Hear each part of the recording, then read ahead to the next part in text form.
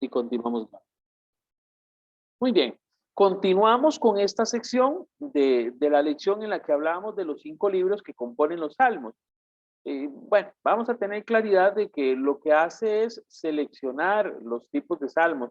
No implica esto que son 5 libros diferentes, ¿no? Son parte del mismo libro de los salmos que encontramos en nuestra Sagrada Escritura.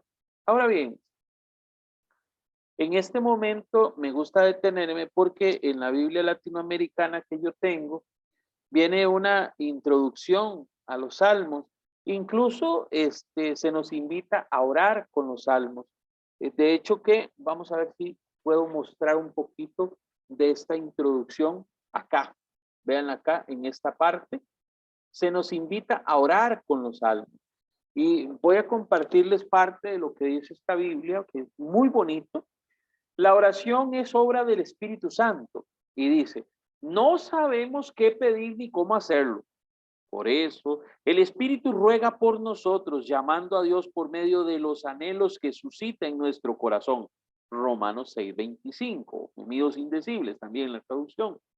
En realidad, la oración no consiste solamente en pedir, también damos gracias, contemplamos las obras del Señor, le confiamos nuestros deseos de estar más cerca de Él, a cada uno, a cada uno el Espíritu le inspira sentimientos y palabras con que dirigirse a Dios. No es necesario usar fórmulas y rezos, sino basta con hablar con sencillez del Hijo que dice Abba, o sea, papá, como lo dice Romanos 8:15. Vamos a decir en este punto que los salmos son una asistencia del Espíritu Santo, que nos da así la mano y nos dice, venga, yo lo ayudo para que alabe a Dios.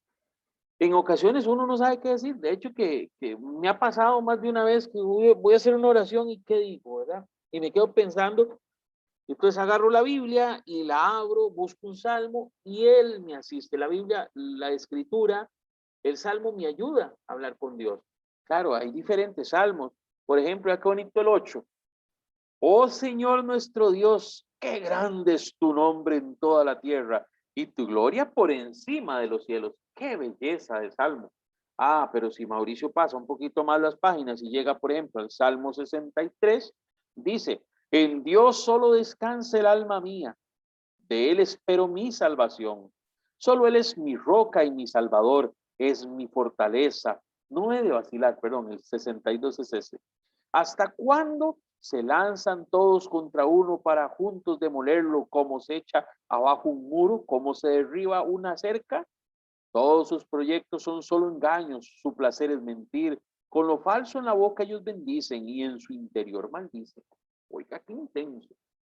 En otras palabras, para diferentes momentos, para diferentes circunstancias, diferentes salmos.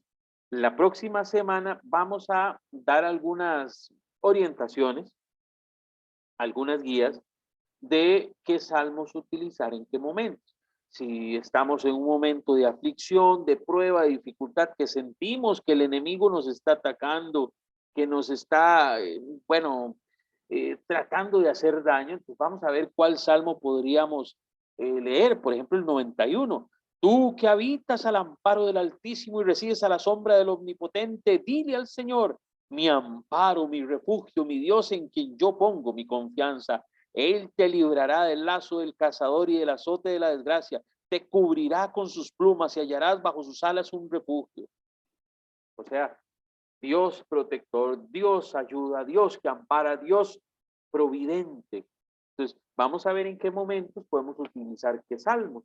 Lo ideal sería que leamos los 150 y pongamos a la par en qué momento debemos utilizarlo para leerlo. Eso sería lo ideal. Sin embargo, yo les voy a dar un resumen de algunos que pueden ser útiles en algunas circunstancias o en algunos momentos de nuestra vida, de forma que nos sirva como una ayudita. ¿De acuerdo? Muy bien. Hasta el momento, ¿alguna pregunta, alguna duda con respecto a este tema del día de hoy? Profe, yo tengo 2 preguntas. Adelante. No sé cómo no sé cómo formular esta pregunta. A ver, tal vez usted me entiende, yo siempre haciéndome enredos, ¿verdad? No se preocupe.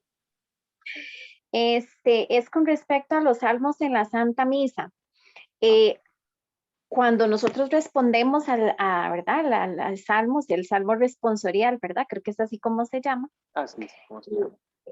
Ese salmo tiene alguna, o sea, alguna relación directa con la lectura o no sé si, o sea, cómo se establecen esos o cómo se establecieron esos salmos responsoriales.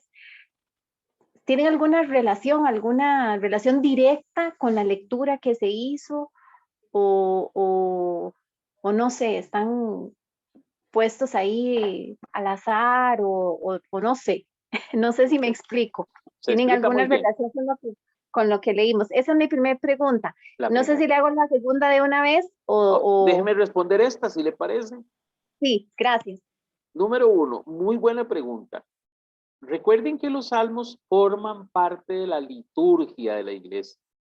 Y en la liturgia de la iglesia, recuerden que nosotros tenemos tiempos litúrgicos.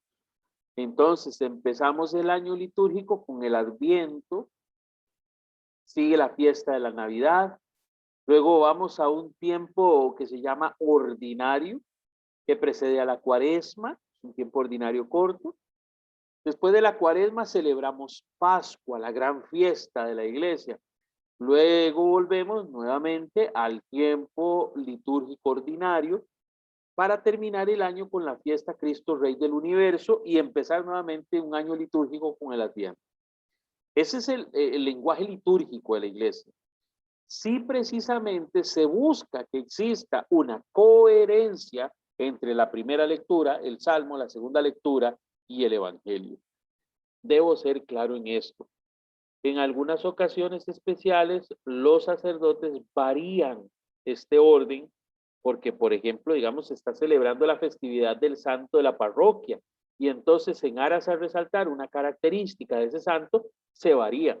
El leccionario, que es como llamamos al libro que compone esas lecturas, que las va poniendo y en tiempos litúrgicos en un orden específico, contempla los diferentes tiempos litúrgicos y las circunstancias litúrgicas y fiestas, de modo que los salmos se ponen donde deben estar. Voy a decirles algo también. En ocasiones el cura le dice a los del coro, canten un salmo, ustedes cántenlo para que se oiga bien bonito, y los del coro, sí, sí, perfecto, y hacen un canto, un salmo que en la liturgia no tiene nada que ver, ¿verdad? O sea que no, escucha, Señor, mi oración, considera mis pensamientos, casi que cuaresmal o de Adviento, ¿verdad? No sé, en tiempo ordinario.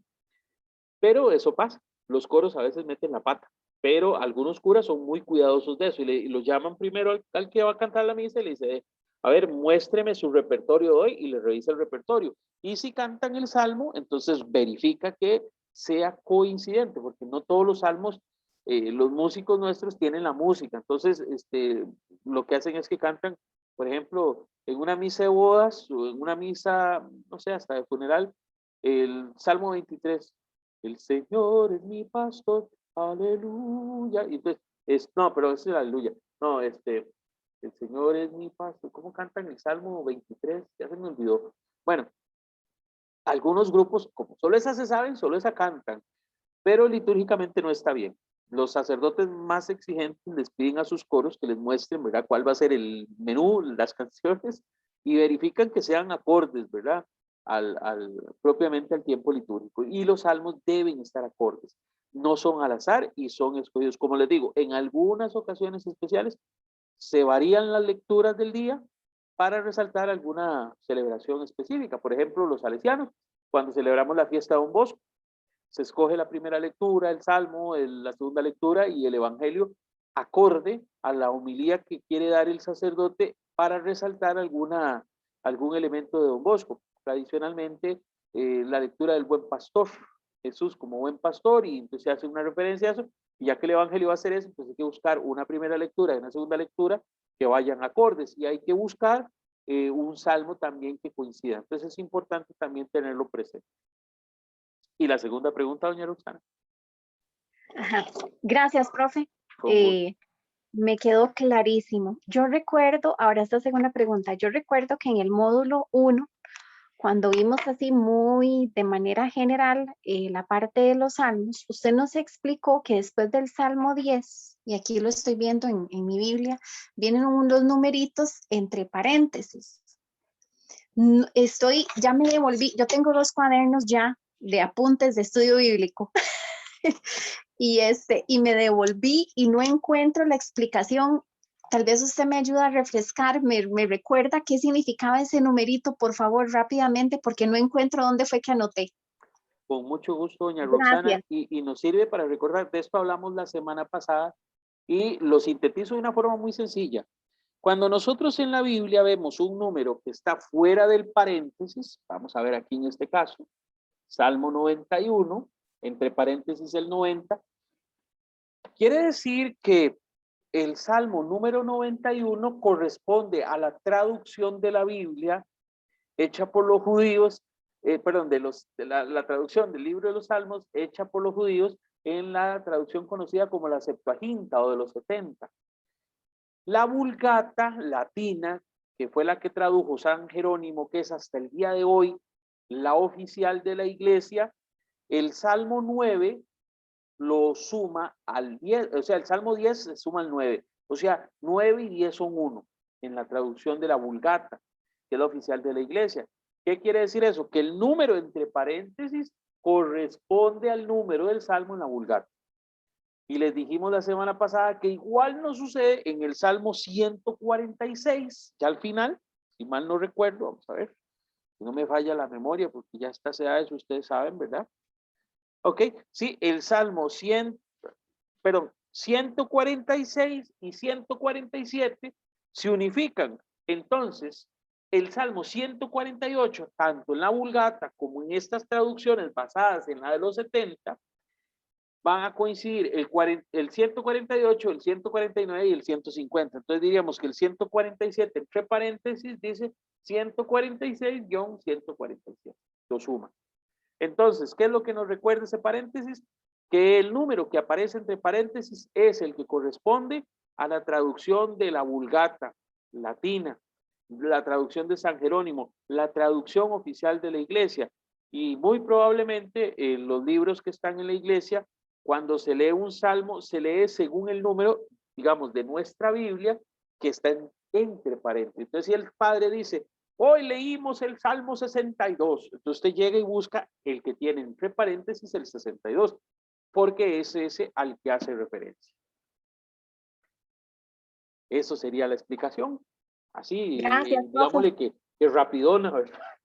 Pero sí, por ahí anda el asunto. Es una cuestión de traducciones. Si usted agarra la Vulgata no trae ningún paréntesis, viene del 1 al 150, así en el orden específico, porque la Vulgata, obviamente, como parte del texto original de la traducción de San Jerónimo, no tiene esta división que fue hecha o fue utilizada por traductores posteriores a San Jerónimo. Importante decir que sí, que tiene una razón de ser esta división diferente, que la idea de los salmos en el 9 y 10 se separa. La Vulgata lo hace en una sola. Entonces, digámosle que para efectos de estudio y análisis es que se actualizó de esa manera. Sin embargo, la iglesia sigue recordándonos con el paréntesis de que en el lenguaje de la Vulgata, ahí está, ese número es el correspondiente. ¿Alguna otra pregunta, alguna duda o pregunta con respecto a los salmos?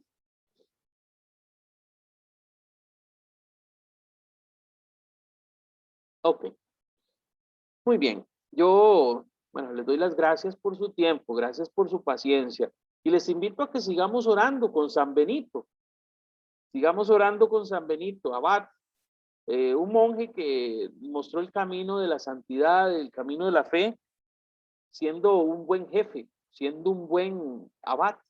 Y entonces, digamos en nuestra oración de cierre nuevamente a San Benito, pidiendo su intercesión y que le interceda a Dios por nosotros, por nuestras necesidades muy especiales que todos tenemos. Hoy yo sé que nuestras familias del grupo de estudio bíblico están azotadas y necesitadas de ayuda, porque hay varios que están pasando momentos de prueba. Entonces tengamos fe en Dios de que vamos a tener esa ayuda divina y que vamos a salir adelante. Así que mientras le oramos a San Benito, tengamos confianza de que nuestro Señor nos escucha y que con la intercesión de San Benito nos ha de echar una manita. ¿Está bien? En el nombre del Padre, del Hijo y del Espíritu Santo. Amén. San Benito, Padre y protector nuestro, tú no te antepusiste a nada ante Cristo desde que lo hallaste en la oración.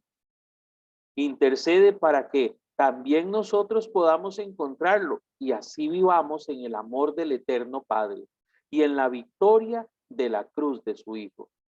Que unamos nuestros sufrimientos a los de Él, a los de la redención de, hay un error.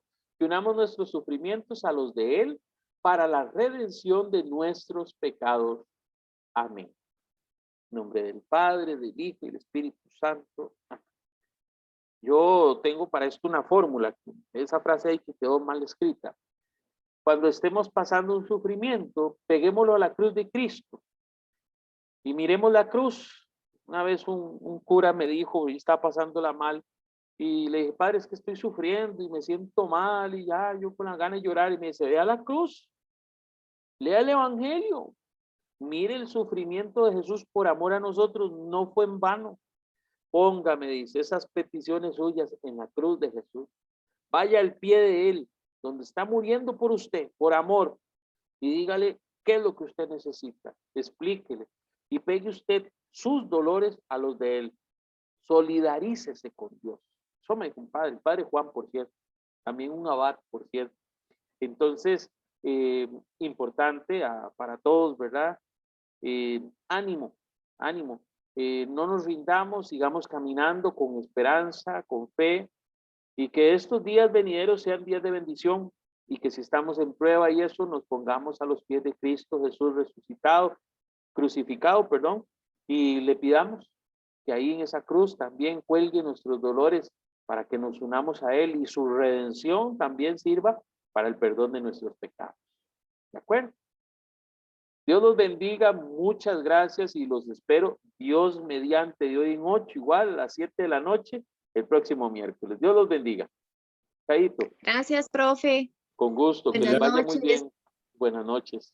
Gracias. Buenas Con mucho gusto para servirles. Buenas noches. Buenas Con noches. mucho gusto. Gracias. Chaito. Buenas noches. Hasta luego. Ya que muchacho más grande. Adiós. Gracias. Con gusto. Gracias, dime yo. Son los muchachos que lo dejan a uno botado rapidito y ya se ve uno chiquitillo a la parte de ellos. Ya no camino.